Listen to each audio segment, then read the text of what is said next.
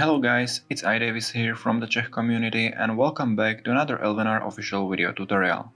In this video I'm going to be walking you through crafting and we'll cover everything about how it works, where to obtain resources for crafting and how to get the most out of this feature.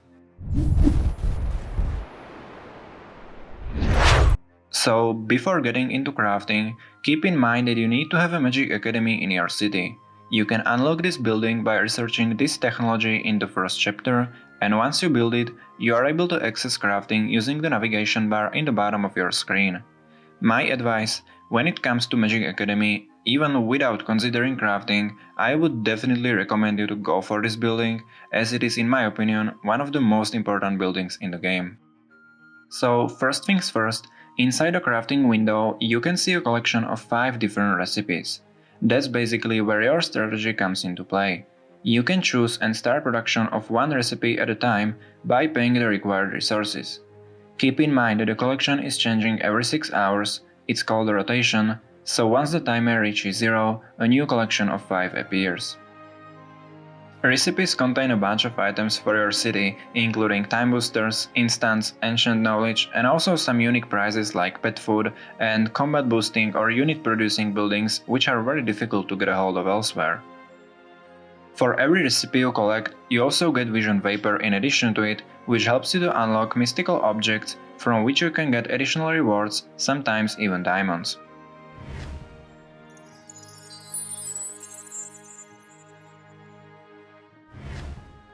Moving on, in crafting you will mostly run on 2 resources: spell fragments and combining catalysts.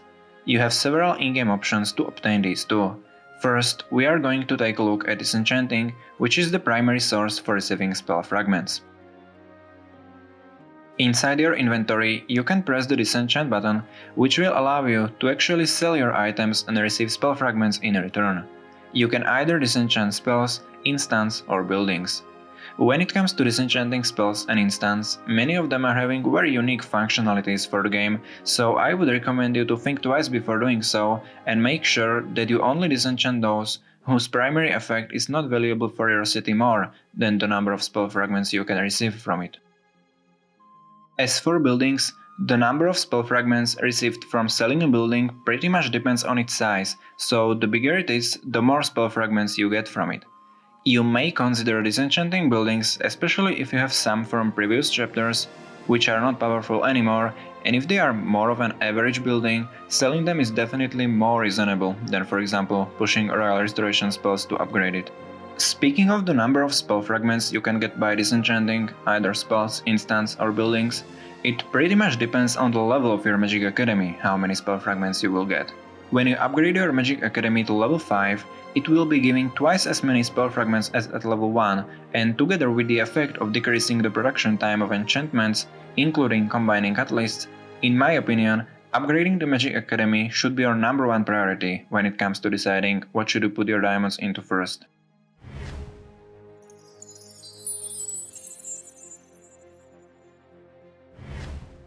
Now we have covered the basics, but what about some other sources for crafting materials? Here I'm going to get into the Spire, which is available from chapter 3, as the Spire became my top source of receiving everything I need for crafting. I can say that since I've been playing the Spire actively, I had no problem with keeping my crafting production active all the time. So essentially, you can find spell fragments in some of the Spire encounters. They are a very common reward here and they cover the whole Spire, so the higher up you go every week, the more spell fragments you can receive this way. The same goes with combining catalysts.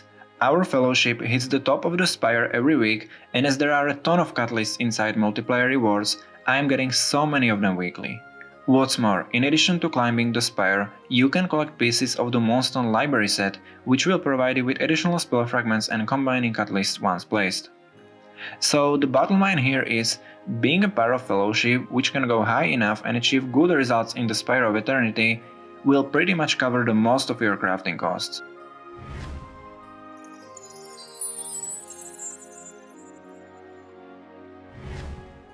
Okay, let's turn the page and let's take a look at one of my strategies which I find useful in crafting for maximizing my rewards.